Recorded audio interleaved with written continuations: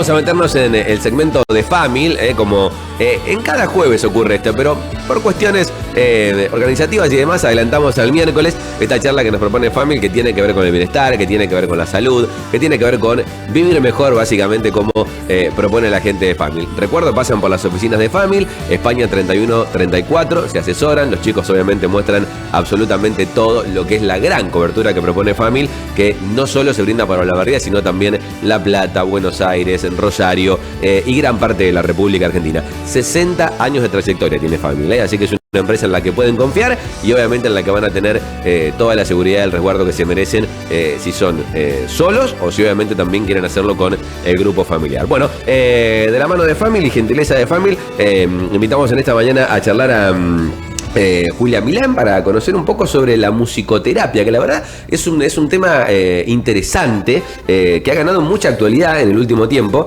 Bueno, queremos conocer un poco más. Julia, ¿cómo te va? Buen día, bienvenida. ¿Todo bien? ¿Qué tal? Gracias por invitarme. Pero por favor, a vos por haber accedido a charlar un poco con nosotros, para sacarnos algunas dudas sobre todo. Genial, espero que sí. Pero por favor. Vos consultame. ¿Querés que te empiece yo contando un poco? Sí, que básicamente, para quien no conoce demasiado, ¿qué es la famosa musicoterapia? Podríamos decir que es como una disciplina paramédica. Ajá. Se estudia a nivel universitario. Ajá. Es una carrera que en este momento está en la universidad en la UBA, está en El Salvador y en la UAI también. Digamos, tiene si hablamos del encuadre, por ejemplo, según la universidad, tiene un encuadre diferente. Ajá, mira vos. En la UBA está dentro de lo que sería la facultad de psicología. Ajá. Es decir, tiene una orientación más psicológica. Claro. Pero, por ejemplo, en El Salvador tiene una orientación más médica. Ajá. Y eso cambia mucho después la mirada que uno tiene a la hora de llevarlo adelante. De la clínica, claro, exactamente. Claro. Si bien no tiene una sola, digamos, una sola área de incumbencia, es enorme en realidad. Claro. El abanico de posibilidades.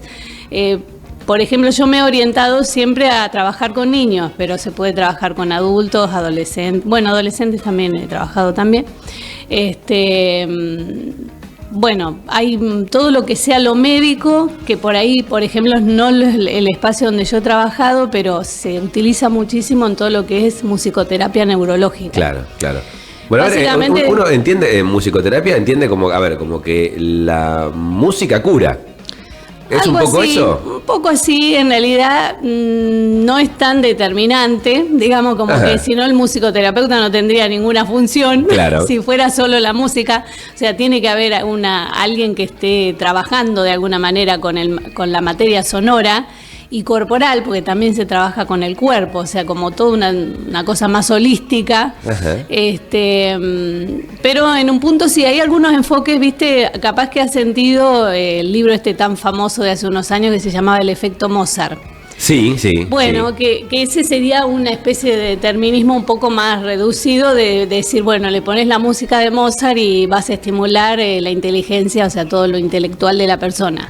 No digo que no, pero no es tan lineal, digamos. Bien.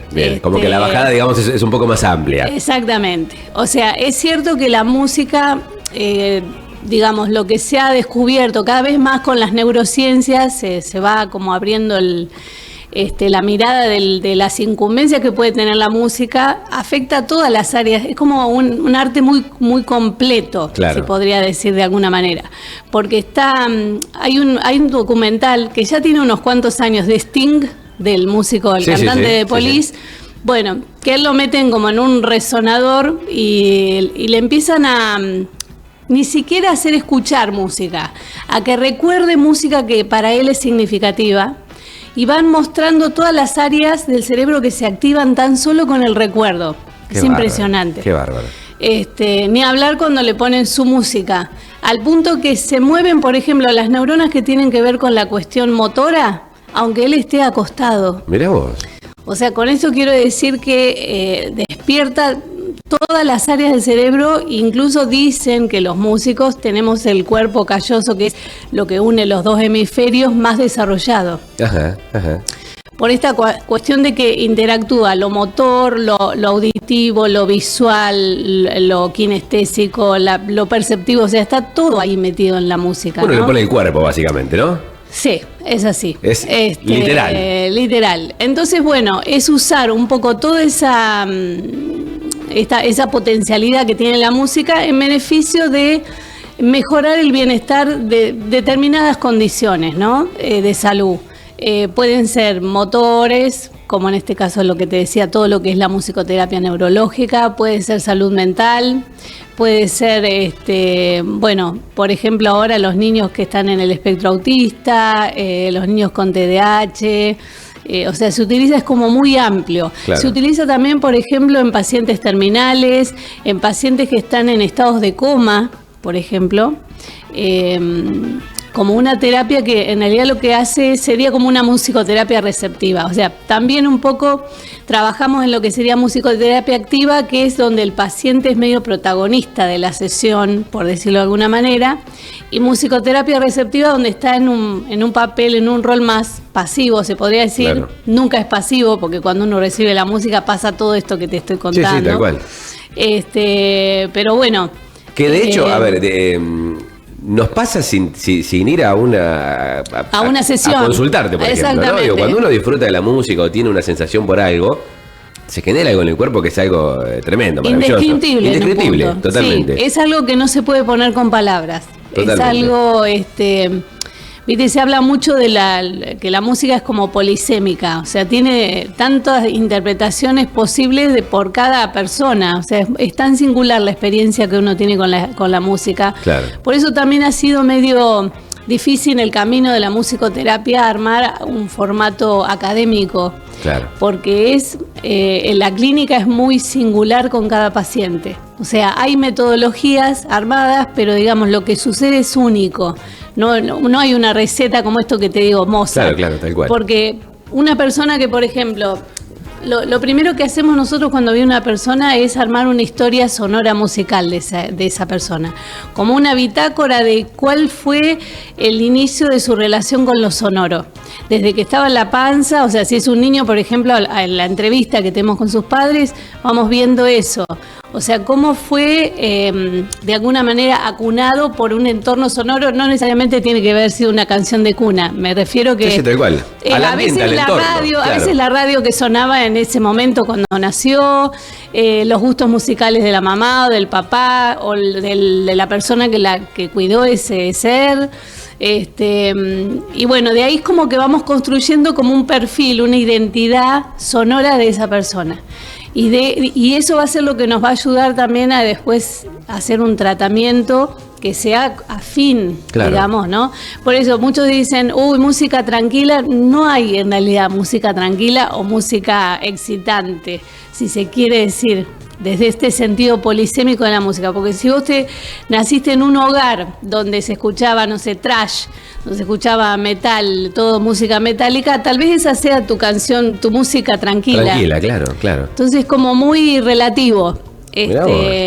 Hay que, bueno, eso, tratar de encontrar qué es lo que le puede servir a la otra persona. Por ejemplo, yo hace unos años tuve un paciente que había tenido un accidente de moto y había quedado con una lesión traumática de la médula, se llama. O sea, prácticamente cuadripléjico, no podía comunicarse. Bueno, y empezamos a hacer todo un trabajo con la música que él escuchaba, que escuchaba Queen. Para eso, obviamente, todos los facilitadores son los padres, los amigos. Claro. Bueno, una persona, un joven, era de 20 años. Y bueno, a través de eso, de esa situación de poder ponerle su música, el kinesiólogo, que era el que trataba de hacerle toda la parte muscular para que empiece a activar algunos músculos, aunque fue difícil el tratamiento en sí, él me decía, mira, se le baja muchísimo la tonicidad, o sea, él estaba rígido, había quedado así espástico, se le baja muchísimo el tono muscular y puedo trabajar mejor cuando vos le pones la música que él escuchaba. Claro, había una relajación ahí que se generaba por... Exactamente, que por ahí si él iba solamente al ejercicio físico no lo conseguía. Claro. ¿No? Claro. Entonces la música es siempre como un medio. En el caso de la musicoterapia, la música no es un fin en sí mismo, no buscamos algo estético, un resultado, sino que sea un medio para que se relaje, para que esté mejor. A ver, tengo hay algunas cosas que he ido leyendo en el último tiempo Sí. sobre todas estas cuestiones que tiene básicamente que ver con las frecuencias, ¿no? Con las frecuencias en la cual la música se maneja. Digo, ¿hay música que puedes ponernos en un estado distinto, alterado, que nos puede sacar Sí. un poco, ¿sí? Sí, un poco sí. Si bien volvemos a esto de que es medio singular de cada persona, por eso te digo, capaz que la música, el heavy metal para alguien puede ser algo muy estresante, pero sí se sabe que las músicas que son rítmicas generan un estado de movimiento, en principio. Es lo que nos pasa cuando vamos, no sé, a bailar a algún lugar. O sea, no, si te ponen, no sé, por decirte Billie Eilish, y es raro que te pares a bailar, o sea, Claro. porque tienen un tipo también de ritmo que no te convoca a bailar, ¿no? ¿Se entiende? Sí, sí, sí, sí. Después esto que vos decís de las frecuencias tiene que ver también un poco con la vibración. Hay un montón de estudios hechos, como nosotros somos un 70% agua. Nuestras células vibran con la frecuencia, según la frecuencia que estamos escuchando. Es decir, si tenemos una frecuencia que tiene la onda sonora es muy pequeña, o sea, como que es aguda, digamos, no va a tener el mismo impacto en el cuerpo, no va a penetrar tanto que una onda sonora de un contrabajo, por ejemplo, que Claro. es una onda sonora más larga. Penetra de otra manera en la materia en general, ni hablar en el cuerpo En el humano. organismo, claro. Exactamente. Bueno.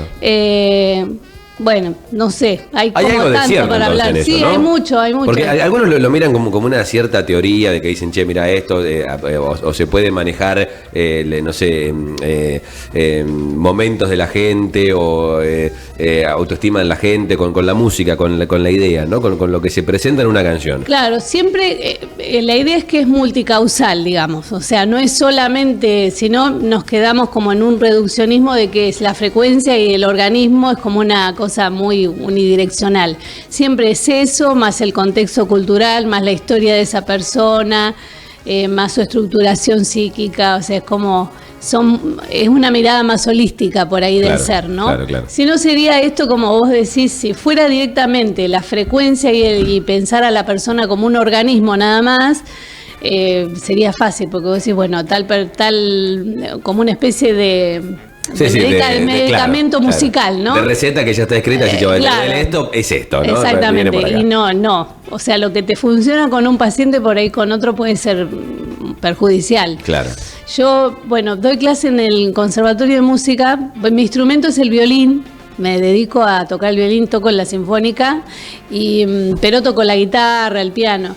Y siempre le digo a los estudiantes que están haciendo la carrera para ser profesor de música en las claro. escuelas, que bueno, que cuando uno más sabe, menos posibilidad tiene de meter la pata, digamos. Entonces, por ahí, vos ves un profesor de música que está en una sala donde ahora el paradigma es inclusivo, entonces hay un niño con espectro autista y se pone, no sé, a bailar una canción de Yuya y es probable que ese nene no le pase nada, o sea, porque vos estás mal enfocado, no estás viendo que en realidad primero tenés que tratar de conectar con ese ser y después ver si va a poder bailar una canción de Yuya, ¿se entiende? Sí, sí, sí. Pero bueno, hay como mucho desconocimiento a veces también de las patologías, de las condiciones de los niños en general. No tiene que ver necesariamente con tener una patología puntual. Claro. Ahora es muy neurodivergente todo. Todo, sí, es verdad, todo es rápido a ese lugar, ¿no? Como que todo el mundo va directamente ahí. Sí. ¿Cómo llegan los pacientes a vos? Bueno, nosotros esta disciplina no diagnostica. Ajá. Es una especialidad, si se quiere, que requiere que otro especialista haga un diagnóstico y te deriven los pacientes. Generalmente vienen o derivados de algún psicólogo, algún pediatra. Los musicoterapeutas en general no trabajamos solos, generalmente trabajamos en equipos interdisciplinarios donde se trata de ver esto, una mirada más integral del paciente. O sea, donde hay alguien que trabaja por ahí lo pedagógico, un psicopedagogo, un terapista ocupacional, o sea, va a depender también de la condición de ese Claro. niño, ¿no? Pero en general vienen derivados de médicos, de psicólogos, psiquiatras, digamos, es raro que venga a consulta así de la nada alguien a querer hacer musicoterapia. Sobre todo la musicoterapia clínica, que por ahí es lo que más manejo yo, claro, ¿no? Claro. Después hay una musicoterapia más, si se quiere, recreativa, que es que uno puede hacer un taller grupal y va gente a hacer una especie de armonización sonora, de sonorización con instrumentos, donde, digamos, el objetivo es otro, es relajarse, por ejemplo, o entrar en meditación, que ya no sería tanto, si bien trae un bienestar en la salud, entonces uno podría decir tiene que ver con la salud también, pero no es el área clínica de trabajar en un consultorio o en un equipo interdisciplinario, ¿se entiende? Claro. ¿Cómo ha ido cambiando esto con los años? Afortunadamente hay una apertura de cabeza de mucha gente, que entiende los beneficios de este tipo de situaciones. Yo no sé, me imagino explicándole a mi abuelo este tipo de situaciones, y me decían, anda a hacer otra cosa, ¿no? Pero hoy en día ha cambiado mucho. Es como que la humanidad, para mí, o sea, si vos vas al inicio de la humanidad, estuvo siempre la musicoterapia. Lo que pasa es que el hombre se fue alejando un poco de todo eso. Está en el origen, la música siempre acompañó los rituales, por ejemplo, los pueblos más primitivos, originarios, tenía que ver con procesos de la naturaleza, o sea, bailar o cantar para la lluvia, para los cambios de estación, o sea, siempre estuvo es como intrínseca del ser humano. Lo que pasa que el ser humano se va como alejando a veces de esos orígenes, y ahora, bueno, con el tiempo se volvió a entender que es algo que nutre y que puede ayudar. Y bueno, la verdad que es para celebrar que se haya armado una carrera donde se pueda estudiar eso, además. Claro. Que eso te estoy hablando, acá en Argentina, por ejemplo, la UBA está la carrera desde el año 1993. Es bastante nueva la carrera para lo que son las carreras. Claro. Pero bueno, yo creo que incluso me da la sensación de que después de la pandemia la gente empezó también a tener un poco de todo. Es probable, esta situación, ¿no? Sí, digamos, fueron tantas las secuelas. Claro, pero viste que todo el mundo salió a buscar como alguna solución al problema que tuvo o que todavía tiene. Que todavía tiene. Y va buscando en eso. Exactamente. Y es como todo, ¿viste? Si vos vas a un psicólogo, la terapia es verbal. Y no todo el mundo está dispuesto a ese tipo de terapia, o no todo el mundo puede. Por ejemplo, no sé, vuelvo a lo mismo, un niño con espectro autista, por ahí no sé si lo mejor es una terapia verbal. Entonces es una buena alternativa, digamos, la musicoterapia. Va por otro lugar. Algunos dicen que es como que, bueno, los que tienen un enfoque más de musicoterapia psicoanalítica, es como que de alguna manera esquiva al yo consciente, y va directo al inconsciente, que es lo que nos pasa, lo que vos decís, cuando escuchamos la música, que nos mueve emociones, nos trae recuerdos, y pasa de largo todo ese control consciente que uno tiene, ¿no? Tal cual. Entonces, bueno, por ahí es una buena alternativa para alguien que no quiere hacer una terapia verbal, porque eso por ahí no conté cómo es el desarrollo de una sesión, ¿no? Sí. Básicamente hay distintas metodologías, pero por ejemplo, yo trabajo mucho la improvisación, que se le facilita al paciente una serie de instrumentos de fácil acceso, ¿no? No vamos a traer un violín, o sea, algo que no requiera, digamos, la técnica específica musical, como puede ser algún parche, algún tambor, alguna campana, puede ser, no sé. Un triángulo. Un triángulo, un chinchín, bueno, algún aerófono fácil de tocar, una armónica. En fin, una serie de instrumentos que son de un set de percusión, diríamos, simplificándolo. Y tratamos de armar un diálogo sonoro con esa persona. A veces de la misma propuesta del paciente que toca algo y entonces uno lo trata de seguir y se va generando ahí una producción sonora que después el terapeuta va haciendo una lectura en el momento de lo que está pasando y una lectura después de que se va el paciente, ¿no? Claro. Si ese paciente elige siempre el mismo instrumento, qué cualidades tiene ese instrumento, cómo lo usa el instrumento, si es de una manera convencional o no, bueno, la forma de tocarlo. Entonces, se va haciendo una lectura clínica, pero de la producción sonora. Claro, como que todo te va generando información para terminar en un diagnóstico. Digamos, exactamente, y intervenís, pero desde el sonido. Claro. No desde la palabra. Claro. Eso que genera la música, que como decías anteriormente, creo, si no corregime, que tiene que ver o no con los recuerdos, ¿por qué nos pasa? Digo, esa emoción que por ahí genera algo en una canción. Claro, es como que genera se mueve un proceso como de vocación, ¿no? Que es, nos lleva a algún lugar, si es una música que ya escuchamos, nos lleva posiblemente al lugar ese donde escuchamos esa música. Por ejemplo, la infancia, puede ser. A veces nos lleva a lugares traumáticos, o sea, a veces no. Pero digamos, la parte de la melodía de la música, ¿viste? Tiene como distintos componentes la música. Está la melodía, la armonía, el ritmo. La parte melódica es la parte que más nos influye en las emociones. Que son esas melodías que uno dice, no sé, por ahí te tiro una, Cinema Paradiso. Es una música que a todo el mundo nos transporta a algún lugar. Claro. Y es muy probable que ni siquiera el compositor haya tenido la idea del alcance que iba a tener esa melodía, ¿viste? O la melodía Titanic, que son como emblemáticas. Hay algo en la composición de esa melodía que nos traslada igualmente singular. A cada persona nos lleva a algún lugar diferente. Claro. Pero indudablemente nos emociona, eso seguro.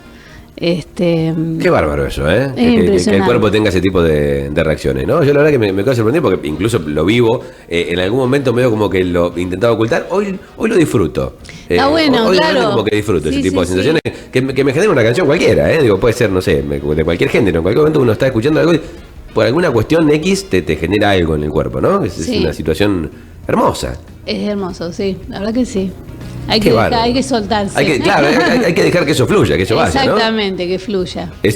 ¿Cuesta un poco conseguir eso en el paciente? Que el paciente disfrute un poco de la situación. Hay pacientes que vienen un poco más acartonados, se quiere decir, o sea, con mucha defensa por ahí o temor. Todos tenemos un poco temor a encontrarnos con nuestra parte más interna y a mostrarla más aún todavía.